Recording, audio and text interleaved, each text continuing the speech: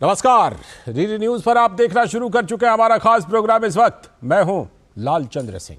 अगले घंटे में हम आज की दो बड़ी खबरों पर चर्चा करेंगे और ये चर्चा करने के लिए जुड़ेंगे अपने संवाददाताओं, खास मेहमानों के साथ भी। और आज सबसे पहले बात करेंगे कि प्रधानमंत्री महाराष्ट्र के दौरे पर हैं, क्या कुछ खास रहा उनके दौरे में और किस तरह की सौगातें वो दे रहे हैं, क्या कुछ उनका कार्यक्रम रहा, इस पर सबसे पहले बात होगी। और उसके बाद बात करेंगे कि 22 जनवरी को प्राण प्रतिष्ठा तो होना है, लेकिन उससे पहले प्रधानमंत्री ने 11 दिनों का विशेष अनुष्ठान शुरू किया है। इस पर करेंगे चर्चा कि किस तरह प्रधानमंत्री ने अपना ऑडियो संदेश जारी करके और लोगों से क्या कुछ खास बातें कही हैं। इस पर विस्तार से चर्चा करेंगे। तो शुरुआत करते हैं सबसे पहले इस वक्त की हेडलाइंस से। महाराष्ट्र के नासिक पहुंचने पर प्रधानमंत्री का भव्य स्वागत, राष्ट्रीय युवा महोत्सव का उद्घाटन। मुंबई में 30,500 करोड़ रुपए की कई विकास परियोजनाओं का उद्घाटन और शिलान्यास, राष्ट्र को अटल सेतु का समर्पण।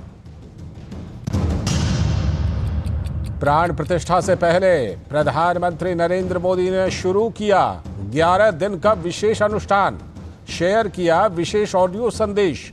कहा, भावनाओं को शब्दों में कह पाना बहुत मुश्किल, मेरा सौभाग्य है कि मैं भी इस पुण्य अवसर का साक्षी बनूंगा। गांधीनगर में वाइब्रेंट गुजरात समिट का आज होगा समापन। केंद्रीय गृह एवं सहकारिता मंत्री अमित शाह समापन सत्र को करेंगे संबोधित। पश्चिम बंगाल के मंत्रियों पर ईडी का कसा शिकंजा, नगर निगम नौकरी घोटाले से जुड़े मामले, सुजीत बोस और तापस रॉय के ठिकानों पर छापेमारी।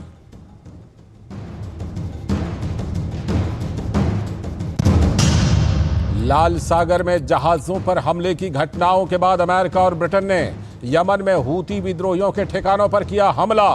राजधानी सना सहित कई शहरों में हवाई हमले।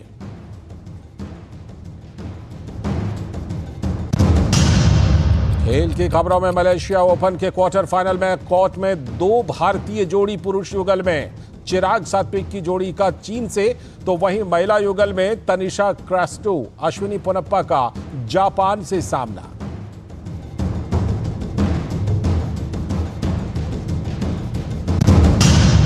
और भीषण ठंड की चपेट में उत्तर भारत, शीतलहर ने बढ़ाई ठिठुरन, रेल और हवाई सेवाएं हुई प्रभावित।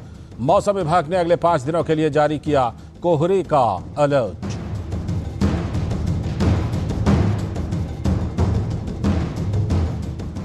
ये थी इस वक्त तक की हेडलाइंस। अब देखते हैं खबरों को विस्तार से। सबसे पहले बात प्रधानमंत्री के महाराष्ट्र दौरे के। तो प्रधानमंत्री नरेंद्र मोदी महाराष्ट्र के दौरे पर हैं और नासिक पहुंचने पर पीएम का भव्य स्वागत हुआ है। हजारों लोगों ने सड़क पर आकर पीएम का अभिनंदन किया।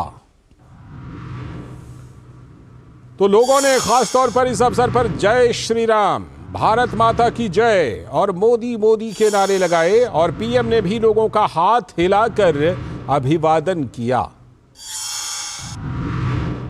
प्रधानमंत्री नरेंद्र मोदी ने सड़क पर उमड़ी भारी भीड़ में मौजूद लोगों के इस प्रेम के लिए उनका विशेष रूप से आभार जताया।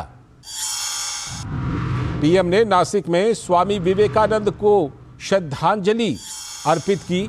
स्वामी विवेकानंद की जयंती को मनाया जाता है राष्ट्रीय युवा दिवस के तौर पर। प्रधानमंत्री ने स्वामी विवेकानंद की प्रतिमा पर श्रद्धा सुमन अर्पित करके उन्हें नमन किया और पीएम ने राष्ट्रीय युवा महोत्सव का उद्घाटन किया। उपस्थित लोगों को वहां पर उन्होंने संबोधित भी किया। क्या खास बातें कही पीएम ने, हम आपको बताते हैं। पीएम ने कहा कि आज का दिन भारत की युवा शक्ति का दिन, भारत की प्रगति के पीछे भारत के युवाओं की ताकत। और प्रधानमंत्री ने इस अवसर पर खास तौर पर कहा कि पिछले 10 वर्षों में युवाओं को खुला आसमान देने का प्रयास किया गया। युवाओं के लिए देश में आधुनिक स्किलिंग सिस्टम, प्रधानमंत्री ने युवाओं को यह संदेश दिया। सरकार युवाओं के लिए अवसरों का नया आसमान देने के लिए हर क्षेत्र में पूरी ताकत से काम कर रही है। और पीएम ने खास तौर पर कहा कि देश का मिजाज भी युवा है, अंदाज भी युवा है। अमृतकाल की युवा पीढ़ी खुलकर कह रही है, विकास भी विरासत भी। और पीएम ने नासिक के काला राम मंदिर में दर्शन किया और पीएम ने वहां पर पूजा अर्चना और भजन भी किया। और ये बड़ा ऐतिहासिक मंदिर है, काला राम मंदिर बेहद ऐतिहासिक मंदिर है। ये मंदिर भगवान श्री राम, माता सीता और भाई लक्ष्मण को समर्पित है। तो पीएम ने नासिक के इस काला राम मंदिर में पूजा अर्चना की और पीएम मुंबई में 30,500 करोड़ रुपए की कई विकास परियोजनाओं का उद्घाटन और शिलान्यास बस कुछ ही देर में करने ही वाले हैं। और इसके साथ ही प्रधानमंत्री नरेंद्र मोदी मुंबई में बहुचर्चित अटल सेतु, जिसकी कई खूबियां हैं, उनको भी राष्ट्र को समर्पित करने वाले हैं। तो प्रधानमंत्री नरेंद्र मोदी ने इस मौके पर अपने संबोधन में क्या कुछ खास कहा, सुन लेते हैं। देश में नए आईआईटी, नए एनआईटी लगातार खुलते जा रहे हैं।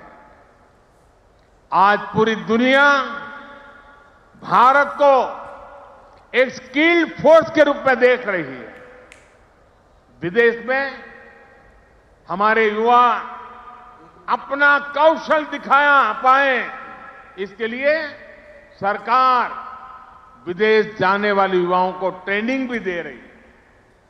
France, Germany, UK, Australia, Italy, Austria जैसे अनेक देशों के साथ सरकार ने जो मोबिलिटी समझौते किए हैं, उसका बड़ा लाभ हमारे युवाओं को मिलेगा। हमारे संवाददाता योगेश शीतल नासिक से हमारे साथ जुड़ रहे हैं और ज्यादा चर्चा के लिए। योगेश, बिल्कुल पावर पैक्ड प्रोग्राम प्रधानमंत्री का महाराष्ट्र का आज नासिक में काला राम मंदिर में पूजन अर्चन भजन सब कुछ प्रधानमंत्री ने किया। आज वहां पर युवाओं के महोत्सव को संबोधित किया, स्वामी विवेकानंद को श्रद्धांजलि दी और मुंबई में तो खैर विकास कार्यक्रमों का है ही, बहुत बड़ी परियोजना का शिलान्यास जिसमें अटल सेतु भी। तो ये पूरा आज का दौरा पावर पैक्ड। बिल्कुल राजचंद, अगर सांस्कृतिक नज़रिए से देखें, साथ में अगर विकास के नज़रिए से देखें तो काफ़ी महत्वपूर्ण रहा आज का दिन, क्योंकि नासिक में पहले तो उन्होंने रोड शो किया और रोड शो के बाद जो उनके विभिन्न कार्यक्रम हुए, चाहे वो रामकुंड में हो, चाहे वो काला राम मंदिर में हो, जहाँ पे प्रधानमंत्री गए और श्रमदान वहाँ पे उन्होंने किया।